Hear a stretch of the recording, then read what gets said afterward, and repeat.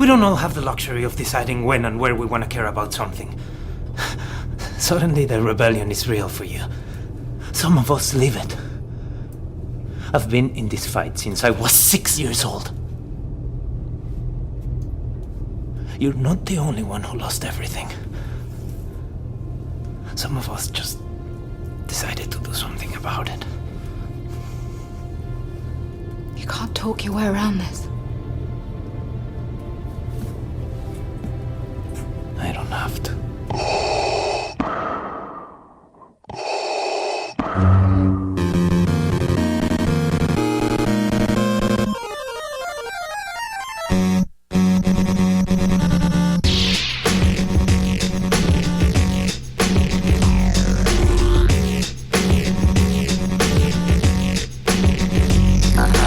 Welcome, Masters and Padawans, to a very special live edition of Full of Sith.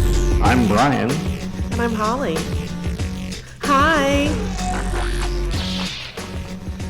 Hi. So, how's the Indiana Comic Convention been for you so far, Holly? So far, so good. You and I got to do my history podcast, Stuff You Missed in History class, together yesterday, which was great. Yes. And now it's just coasting in Star Wars, which is a delight. Yeah, no, I just did the Last Jedi is a Masterpiece panel. Love it. And we did, what else did we do? We did our Force Awakens 10th anniversary panel. Mm-hmm. And so there's some other stuff. It's all a blur. This is like... Yeah. My third panel in a row. Listen, This is my start to the day, so I'm fresh as a daisy. I'm full of room service and delight. Okay, that's how it goes. So what we usually do at these live shows when Holly and I are together is we'll take questions. We've got a microphone set up here for the purpose if you want to come up and ask questions, or we'll just talk about Star Wars on our own. Whether we have microphones on or not, that's pretty much what we do when we're in person. Yeah, I mean, at conventions like this, it's very funny because Bryan and I will often be having dinner together or meeting up for drinks or whatever, and it never stops being about Star Wars most of the time. Yeah. Much to the dismay of some of the people we're with. You know what? They don't count. Right now, I think we're both super excited about Andor Season 2 coming imminently. I mean, this is funny because we talked about it yesterday in our panel that Bryan doesn't do the obsessive rewatching of all of the trailers over and over. And I'm literally like, I got up this morning, checked on my husband and cats, and then started the Andor 2 trailer again. Because I need it. It will be all that sustains me for the next month. Don't you have work to do? I can multitask. We can just run that in the background. Right? I'm accustomed to juggling many things. But every time I watch it, I'm mentally and emotionally bracing for being delighted, being intrigued, and ultimately being heartbroken a lot. I really can't wait to see who gets hit with a brick this time. Oh, fingers crossed. It's probably going to be me, emotionally. Here's the thing that I don't often engage in, but I have some on this, and I noticed it's a departure for me. I don't generally love to do a ton of speculation, because I feel like it tends to poison the well. You know what I mean? You get your heart set on an idea you had about a thing based on an image you saw out of context, and then when that's not what happens, you can sometimes feel a little let down. But I do find myself speculating about Andor Season 2 more than I normally do. Where are you at? Well, I know a little bit because I've done a bunch of interviews with Tony Gilroy. Right.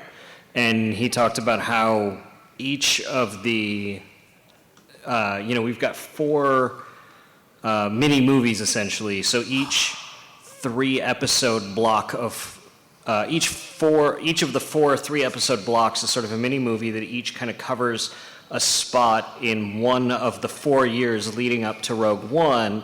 And he said that the last one is going to lead into Rogue One. Right. So my speculation is the last one, it's going to lead into Rogue One. So what? I know, right? And he has said that we're going to see more Saw Gerrera. So I'm assuming that last one is probably going to involve Saw Gerrera and Tivik and maybe some of what leads Cassian into the Ring of Kafrene and what puts him in that situation in the first place, and maybe some of the awful things that he says he's done when he wants to go with Rogue One to Scarif. Right.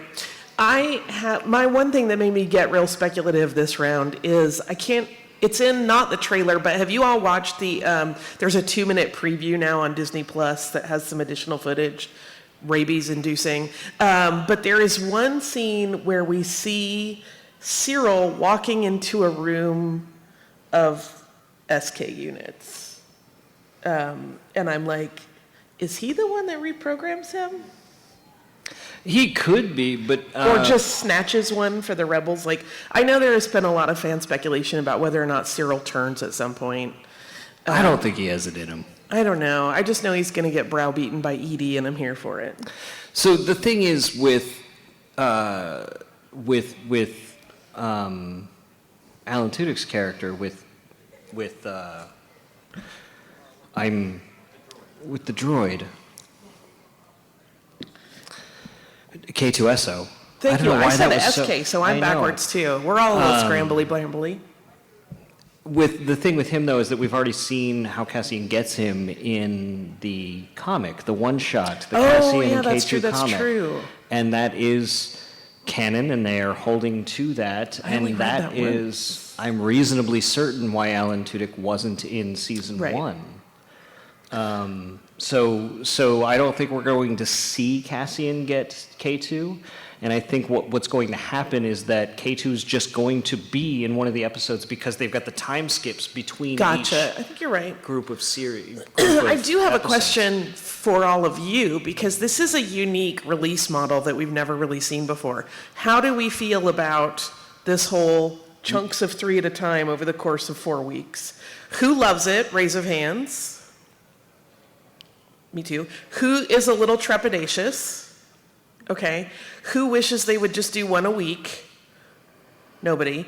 Who wishes they would drop the whole thing in one go? I mean, look, we all have the rabies. We all want it. But it's interesting because I have talked to a number of people. I mean, I'm really into the give me a big juicy sandwich once a week. Like, I'm perfectly happy to have a movie a week. But I have noticed some people that made a good point of concern of like part of the loss that you get when you have that compressed release schedule is that we lose the week-to-week discussions that go on among fans and like sort of the fun of speculation and really building the anticipation of the next one. Thoughts, Mr. Young? Well, I think for me, normally I'm a week-to-week person. I much prefer the week-to-week. I love the week-to-week speculation, but it seems like Tony Gilroy and team have designed this as 4 movies. Right. Right? And one of the other things I think that they probably saw with Andor, which is why you keep seeing the way they rolled it out, where they were only going to put out the first 2 episodes initially. Yeah. And then they said, no, it's going to be 3. And then the 4th one came out like just a few days later. I think because people were saying like, oh, it was a little slow, but man, by episode 3, episode 4, it got in there. Yeah. And I think what they probably did was some market research or something where people were saying, Andor's really good, and I don't understand it if I don't remember everything week to week. And my guess, I mean, the problem is the average Star Wars fan doesn't have the rabies. What? I know, right? And they're probably a casual viewer. Yeah. And they probably aren't paying attention to the level of detail that Tony agreed. Gilroy's writing requires that we are. Yeah. I would agree. And so dropping it 3 episodes at a time for the movie of the week feel is probably what they're hoping for in order to get those folks on board to go, wow, that was amazing, rather than, wait, what happened last week? Yeah. I know you have your hand raised, and I think you had yours raised too. Do you want to pop up to the mic and ask your question so we don't miss it? You guys can form a line. We'll take questions the whole either time. way is good. I was just saying, you know, you said the average Star Wars fans, because for me, you know, I've been watching Star Wars, you know, forever and a day. So, so it's like, I get it. My problem is the wait is too long because, okay, so I'm going to rewatch this. And my husband, we've had to watch all of them in sequence so I can get him up. So for me, I hate the long drawn out, but I still understand everything because I'm just, you know, I know everything. So, you know what I'm saying? I don't know, you say when you say average, is that like just an everyday person or lifers like me? No, I think, so the thing that it kind of sucks for us to have to understand is like the vast majority of Star Wars fans, what that average is, are not folks like us at all, right? They're the people who go and watch the movies once or twice in the theater, and they probably buy the Blu-rays maybe to watch once every couple of years. Star Wars movies don't make $1 billion on the backs at the box office on the backs of just us, right? They don't get, you know, the numbers of people watching their TV shows just on the super fans, right? Yeah. Otherwise, the books would be making way more money than they are, right? And when you think about how many Star Wars fans do you know? How many people who like Star Wars do you know that read the books? It's not all of them, right? I mean, people I know. Right. But you know what I mean? That like, is, to build on what you're saying, right?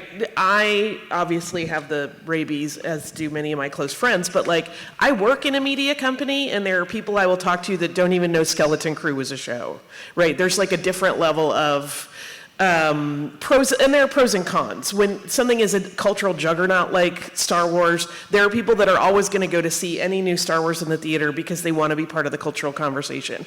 By the way, those people are fans too. There's nothing wrong with that level of engagement. But like, they're not going to be like us where I am still stepping and being like, but what is that droid in the background? And who is that bartender back there? Like, you know, it's just the average casual viewer, which is, you know, those are the people you see in Galaxy's Edge. Those are the people that are, you know, part of everything, but they might not necessarily be the people at a convention like this. it's why you see the rabid Star Wars fans will have a lot of complaints when they're like, oh man, why do I have to watch a football game to watch the new Star Wars trailer? I know. And it's like, I hate that. It sucks. But it's because the average Star Wars fan who's going to watch the movies or watch the show once are watching the football game. Yeah. Right? That's where that That's average the fan audience that lives. needs to be reached, because we're already in. We don't need to be marketed to.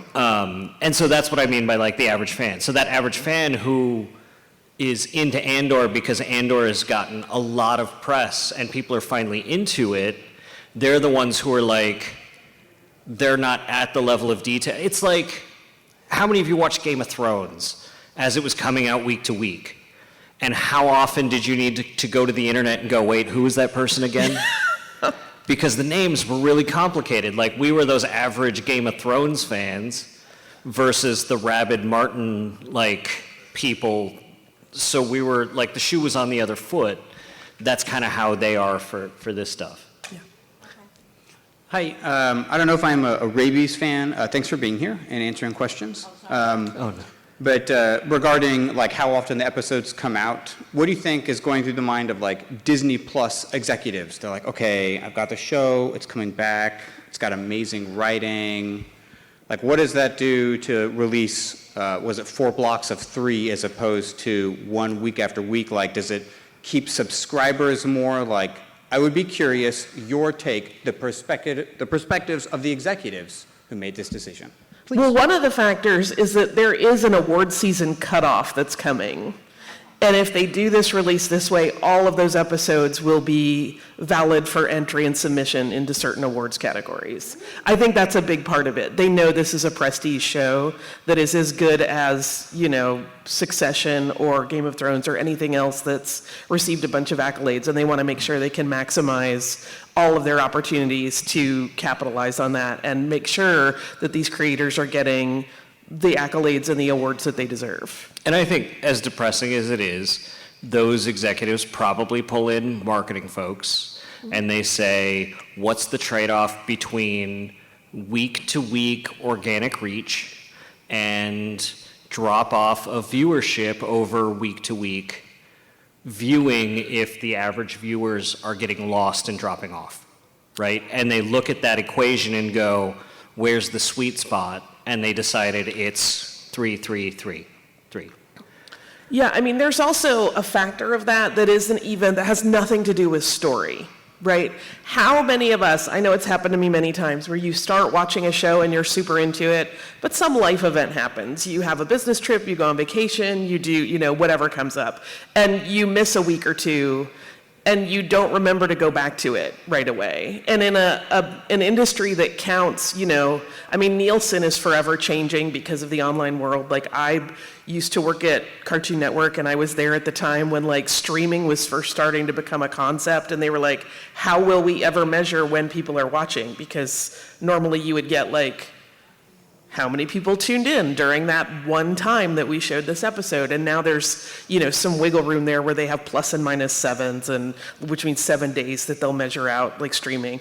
But even so, they want to know more than the long tail of data over, this person picked up Star Wars, Game of Thrones, anything a year and a half after it came out. They really focus on those initial blocks of viewing. So that's the other thing. I think when they have to think about it that way, if they can compress it and make sure fewer life events interrupt someone's ongoing participation, they'll do it. And that's one thing too, like you said, life events, because sometimes with me, my surgeries and stuff like that, I taped all kinds of stuff. Yeah. You know what I'm saying? Or we have Disney Plus and all that, because we have little, well, not little people anymore. When she was little, Disney was like her live stream, and she wants to, is it Nickelodeon or Looney Tunes? She wants to go whatever that hotel is. You know what I'm saying? Right. And, so she would be flipping through channels all over the place. You know what I'm saying? So it's like, okay, we have to record. I think Xfinity you can record whatever mini shows. So yeah, she was recording this for this, so she can go back to it. You know what I'm saying? So they do have to measure that.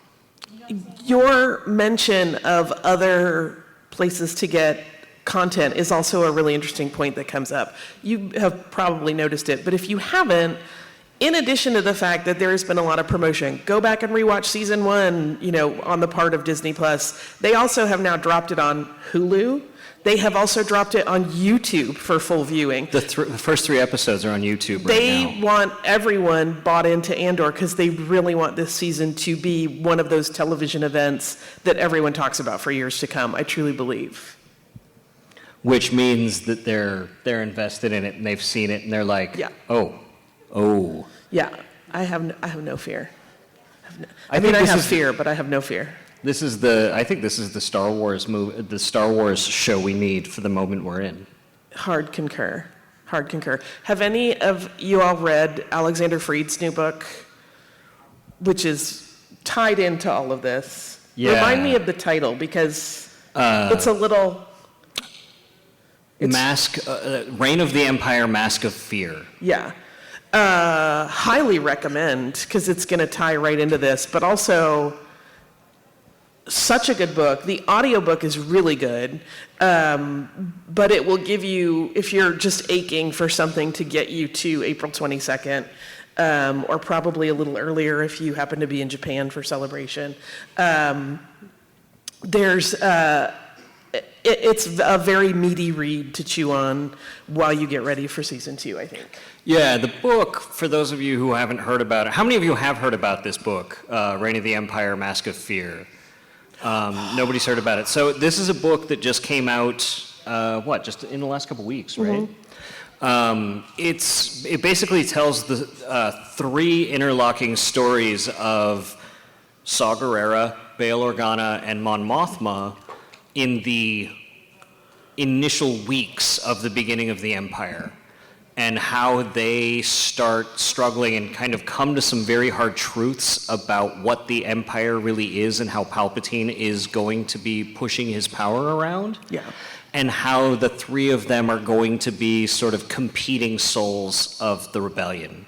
Although they don't know that yet. They all very much think that they have the right way to do things, and they're going to have to come to some very fast decisions about what that actually means. Yeah. Have I told you my one beef with this book? It's not long enough? No. Here's my beef with this book. It makes me hate Mon Mothma's husband, Perrin, slightly less. Because I hated him in episode. I mean, I think he's an amazing character, but like, we love to hate him. And he actually, it turns out, isn't that bad a guy all the time. And I was like, dang it. Yeah. I was very comfortable in my hatred of him. Yeah, Perrin was not the worst in this book. No, he's actually sometimes a good husband. Which makes it even more heartbreaking that she throws him under the bus. Yeah. I mean, it is totally a political marriage, though. It's not like, and I think they both know that it's... I would argue, because you guys haven't read this, but you're going to get a preview. There is discussion in the book of how there have been times in their marriage, like they got together and they were very passionately in love when they were kids, but like, I mean, for any of us, if you had married your high school sweetheart, would that have worked out long term? But that they fall apart and fall together on kind of a cyclical thing over and over. And there have been times where they rekindle the fire of their relationship and then it kind of falls off again. So I don't think it's strictly political. There's something there between them, but not enough to sustain in a way that would get priority over politics. I think that also makes her arc in Andor Season 1 all the more heartbreaking. Yeah. In that she has to lie to everyone. Yeah. And she has to throw him under the bus. Yeah. Which also... All the buses in Star Wars have repulsors, though, so that's not the worst. I don't know. There's probably a lot of heat coming off of it. You could get melted. You don't know that. I don't know that. I'm just theorizing, which is really what, Star Wars becomes in many ways. Oh, we have another question from our illustrious... So this one is titled like Sith for this session. Yeah. Okay, so I can ask Sith-related questions. Yeah. And You can ask anything. I can pretend that Star you guys Wars. are experts. Okay, so this one is going to be, and I'm not as familiar with like canons and expanded universe and legends and how they all play out. But the question, that's what we're here for. the question is, would previous Sith lords respect? Let me qualify this: respect Emperor Palpatine. And where I'm going with that is, when I think of what I know of, like Malgus, Evil, Revan, there's a bunch of them, Bane, these Sith Lords were all about like, I'm going to get power by beating the crap out of everybody. Right. Power achieved through strength and domination. And then on the other end of the spectrum, here's Sheev Palpatine, a Sith Lord, who attains arguably more power than any of them ever have through diplomacy. Would they respect that? Like, because he didn't, use might to get to, his power. Didn't he, though? I mean, like, he did that full, 360 maneuver across the desk to destroy, 3 Jedi Masters, and then, Force lightninged Yoda and threw the Senate at him. There's some might there. And then when he showed up on Mandalore and destroyed Savage Opress and then just totally dominated Maul, he could fight when he wanted to. I think that they would, in that so many of them each sought power in their own ways, right? If you look at what hints of Plagueis' story that we had, it was through science, right? He wanted to learn the secrets of immortality. He was basically he was the alchemist of Sith Lords, or some of, those were sort of the things that they were looking for. Power is power, right? And gaining more of it is worthy of that respect. I think that they would respect him begrudgingly because they didn't achieve that power, and I think that they would look to him to topple him from that power. But I don't think they would begrudge him the respect of the power that he earned. See, I think the fundamental crux is that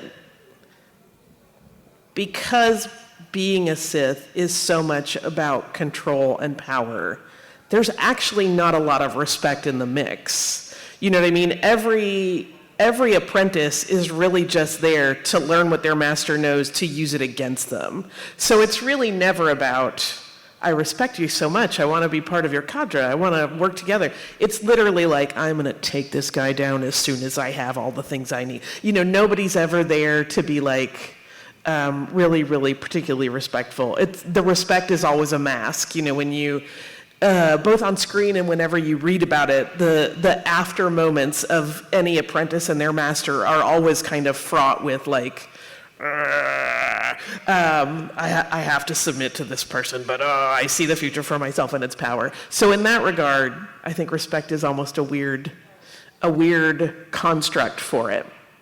But also, I would say also it's not arguable that he's gained the most power ever. I mean, we certainly have not seen a more powerful Sith. But I do also think that if game is going to recognize game, using all of the tools at your disposal, I mean, obviously is going to me, if I were a Sith, would garner whatever version of respect I could muster, more than just, you know, going with straight raw power in a violent kind of way. That's like mental violence, it's political violence, it's a whole different level. I mean, he's at 7-level chess, right? He also destroyed a planet. Yeah. Well, I mean, he messed up Jeddah. He didn't necessarily destroy it. And then destroyed Alderaan. I think what George Lucas was trying to say, though, in Palpatine's story was that we often mistake power for might, right? That we look at things as evil as, you know, diplomacy is something that is to be respected. Diplomacy is something that's okay. That if someone is being diplomatic, that we can trust that.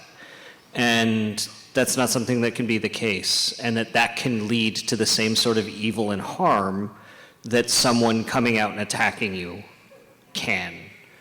And I think that that's something that George Lucas was passionate about in a lot of his storytelling. Like the boat. You have to figure out, okay, you've got 10 people in the boat and you've got 5 in the water, but if you take in one more person, you're all going to die. Right. You know, you've got to pick and choose, but lesser of two people. Yeah. Did we have any other questions? You want to come up to the microphone? I'm sorry. You can just bellow if you got the voice. The way the acolytes ended, do you think that series actually could have been saved, or it was just too much backlash on it? I don't think, I mean, they've come out and said the backlash didn't have anything to do with it. Yeah. It got higher ratings than, and more viewers than the Daredevil show that's going on right now. It was just expensive. It was too expensive for them to continue producing. Yeah, it's like this, it had like the second highest viewership of the last year, I think. But if you look at it in relation to the other 4 shows in the top 5, it cost more than the other 4 combined. So it really just becomes a bean counter thing of like, can we reallocate those assets somewhere else where we could get more eyeballs for the same amount of money and make 4 other shows that would get all of that, all of those streams that we can count. I know I sound very boring like a business person, but I'm sorry, I work in media. Like, you know, the only show on Disney Plus that had more eyeballs on it in the last year was Bluey. Bluey. Yeah, seriously, that's the only show. Bluey's great. Like, if you haven't watched Bluey, watch Bluey. But that's the only thing that more people watched last year on Disney Plus. You said the cost, but you said the cost of making it, or the cost they had to pay out for actors? The cost of making it. Yeah. The cost Which, of I making mean, it. the actors' fees are included in that budget, you know, the production budget. There wasn't any, like, huge stars that were costing them money. Oh, I mean, I'm sure some of them got a nice payout, but also like when you just think about how many actors were in that series, that that were, they're established actors. They're not going to work at base scale. Then across all of the different locations they had, all of the effects work they had, it was like making several feature films all in one big block. So it just was expensive. It was also in development for much longer than a lot of the others. Yeah. It's the same reason why we probably won't get a sequel to Solo as much as I want one. They count the fact, I know, they count the fact that they had to essentially pay to make the movie twice against the fact, like they're like, oh, it bombed, it didn't make any money back, but that's because they paid to develop it with the two directors that they had, and then fired them because they were behind schedule, over budget, not making the movie that they agreed to make. Fired them, hired Ron Howard to come back and start over, and then counted all of their budget against his budget as well, and then said, well, it didn't make any money because essentially they paid for two movies for the price of one, and it's still the most successful heist movie of all time. It's just a money counting thing. Yeah, this is always the thing that I tell people. I know in fandom, if you're in fan spaces, a lot of the discussions are very dramatic fan fiction about how companies work.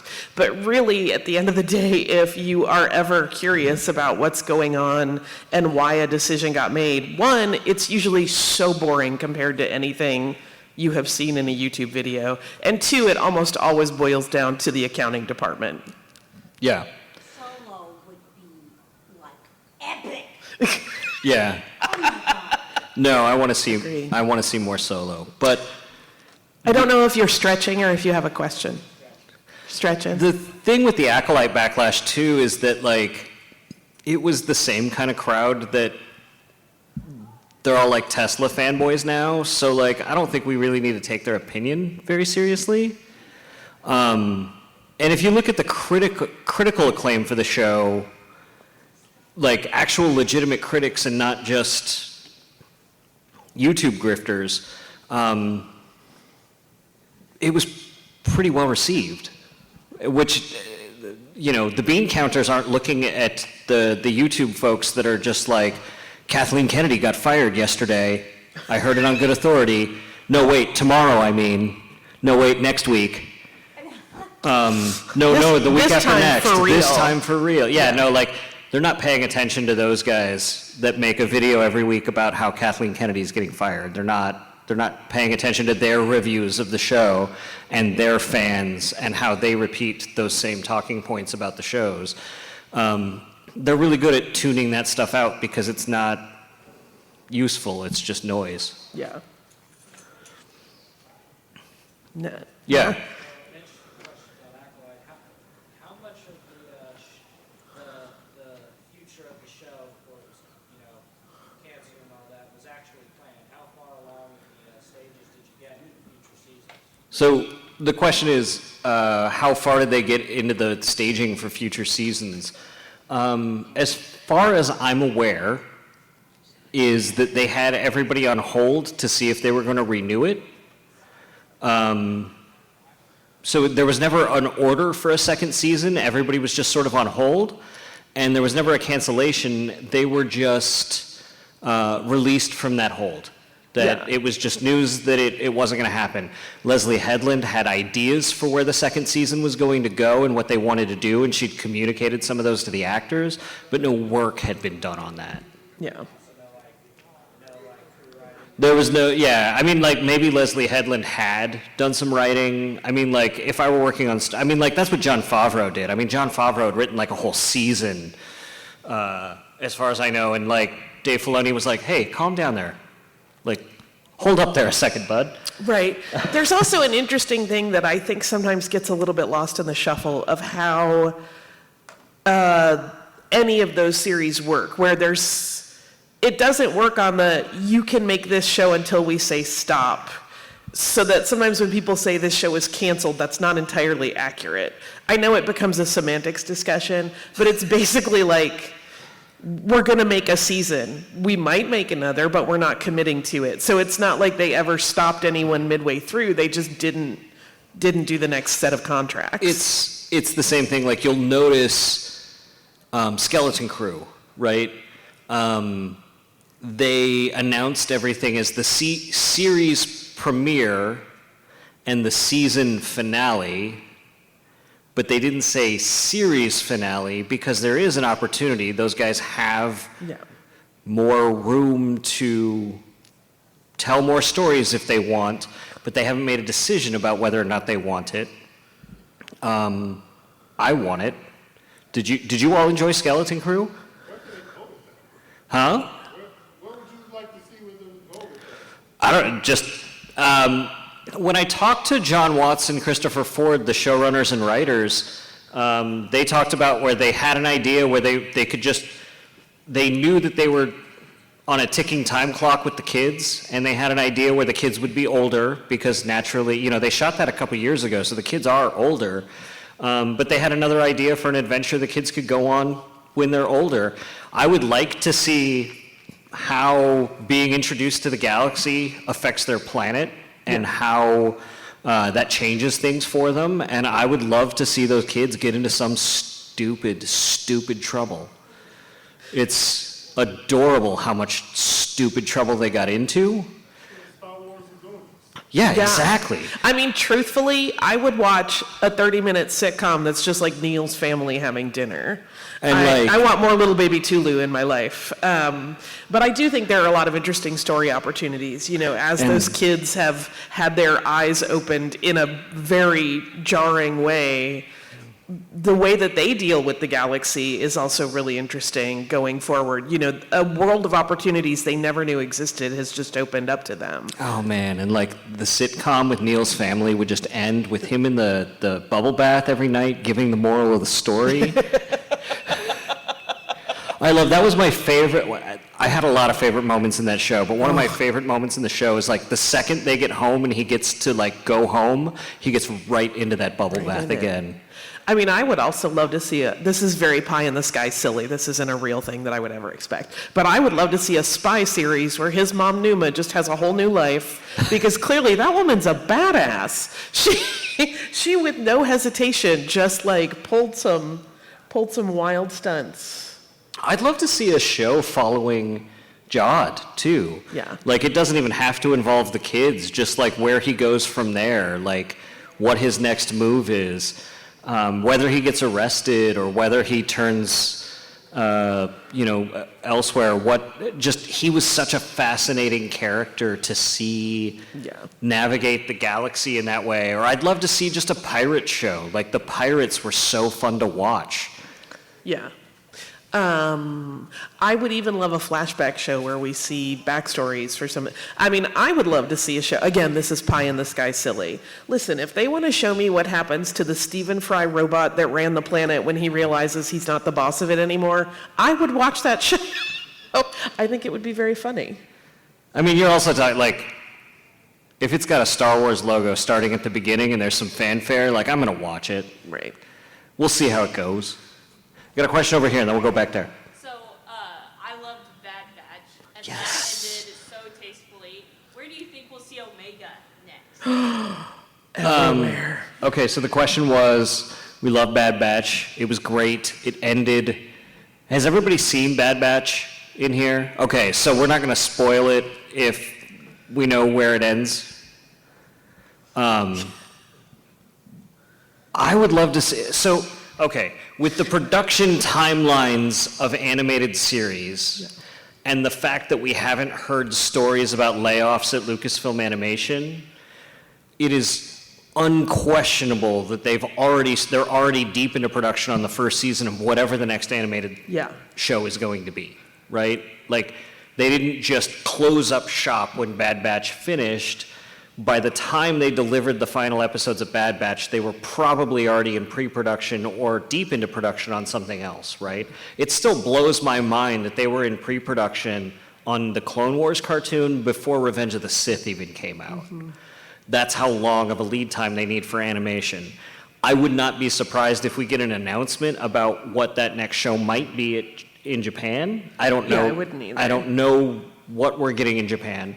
But I wouldn't be surprised if we got that.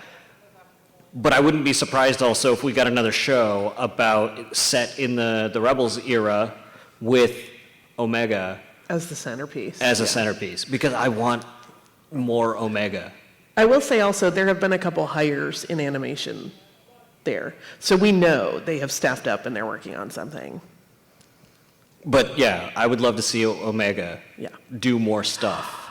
I want to see. And she knows Hera. Yeah. Yeah. Yeah, she's kind of primed to be, in a pretty key role in the rebellion, whatever that is. And it's not like they're going to just like get rid of D. Bradley Baker. He's going to do more stuff. Yeah, for sure. Oh, man. I I'm like how you I'm just getting all went like, in your own little space of how great it will be. Slightly different topic. Great. Why doesn't Lucasfilm Animation do an Indiana Jones cartoon? That's a good question.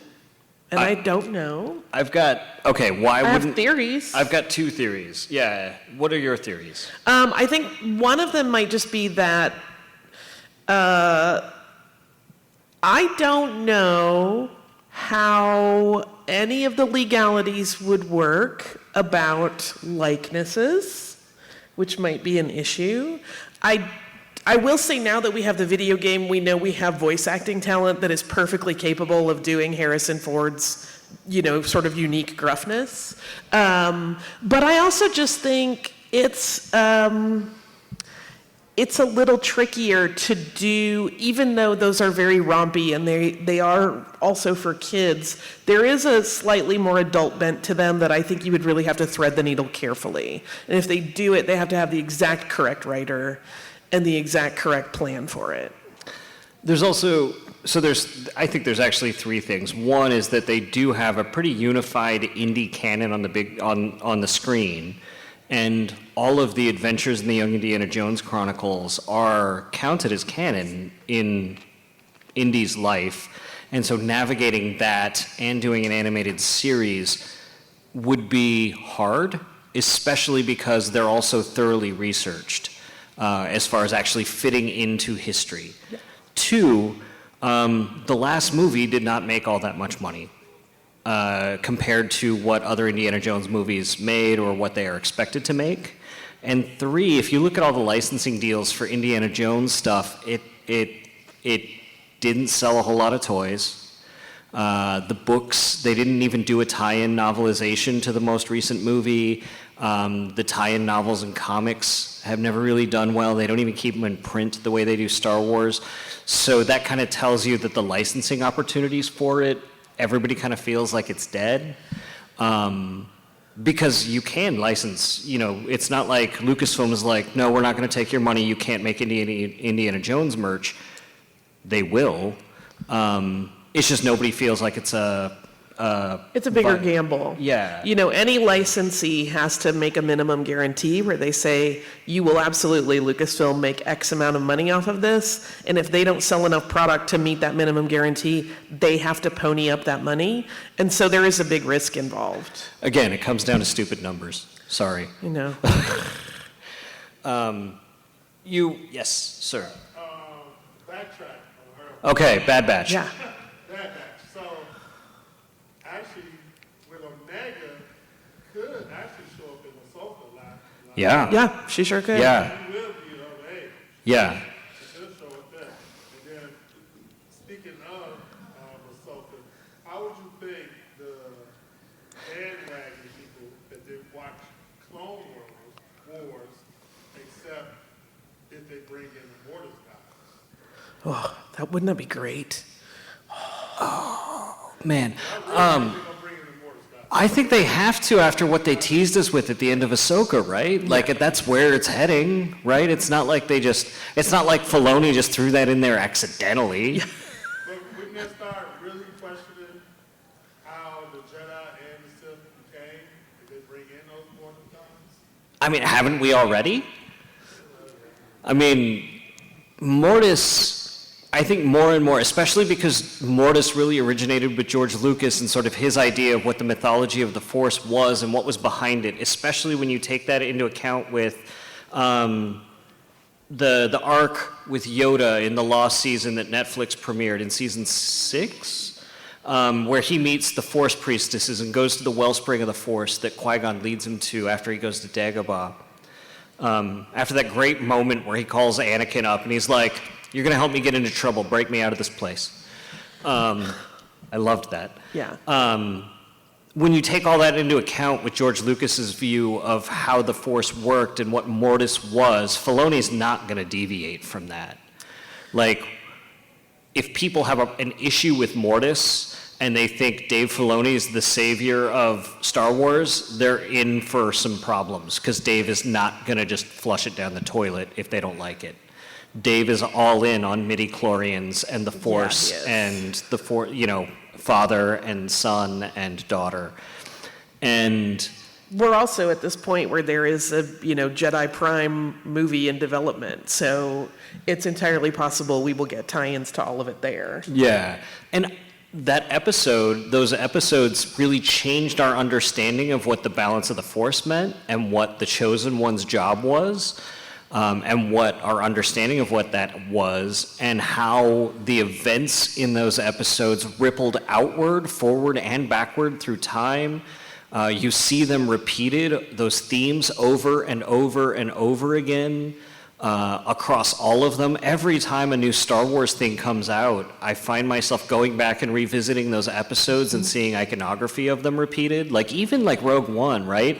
It's interesting to see Rogue One is so much of an inversion. We were talking about this, where Rogue One opens with, instead of the dark-clad evil villain with the white stormtroopers in the light sand, you've got the dark sand, the white-clad villain, and the dark... The Death Troopers. The Death Troopers, where you have father clinging to daughter as she's dying. Jyn reverses that completely, and you have the daughter holding the father as he's clinging to life. Yeah. And it's this reversal of everything in A New Hope, and it's those ripples of the Force and Anakin's terrible decisions ringing out through the galaxy as the Force is almost like screaming from that moment. Yeah. Yeah, Rogue One is such I mean this strictly in the visual sense, a negative image of what A New Hope was, where they have inverted all of it, right? Instead of this farm boy who wants to be in the bigger galaxy, you have a girl, a young woman who has been in the bigger galaxy, and all she wants is something small and quiet so she can just live. In addition to the stuff Bryan just talked about. It's really interesting when you think about that particular movie that way, to watch it with that eye and see all the ways it kind of flips A New Hope on its ear. It's really, really lovely. So here's the thing. We're out of time. Sorry. No, it's okay. We just got wrapped up into Star Wars, which is what we do. What? So, thank you all for coming and joining us for this Full of Sith live recording. We really appreciate getting to talk to folks in live settings to talk about Star Wars, and if you can't tell, we just really like talking about Star Wars.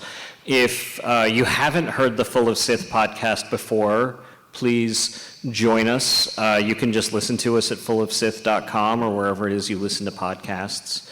And that would be lovely. Where else can people find you, Holly? You can find me on Instagram as SurlyGirly5, and I'm on Blue Sky as Holly Frey, Frey.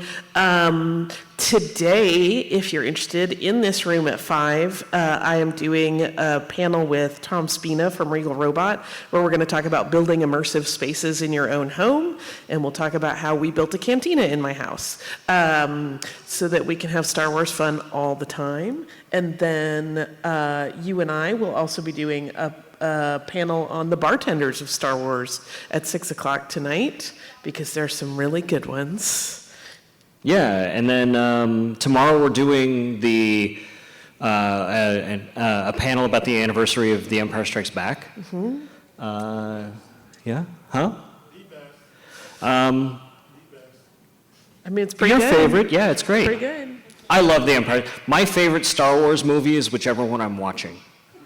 Yeah. And that includes whichever episode of whichever show I'm watching. I just really like Star Wars. If that wasn't apparent. Yeah. And like I said, Full of Sith, we've been going for 13 years now. We've got over 600 episodes, interviews with everybody from Carrie Fisher and Peter Mayhew to Rick McCallum and Phil Tippett, and I don't know who else we've talked to over the years. Yeah. But each other a lot. Yeah, So- so thank you for hanging out Yeah. with us.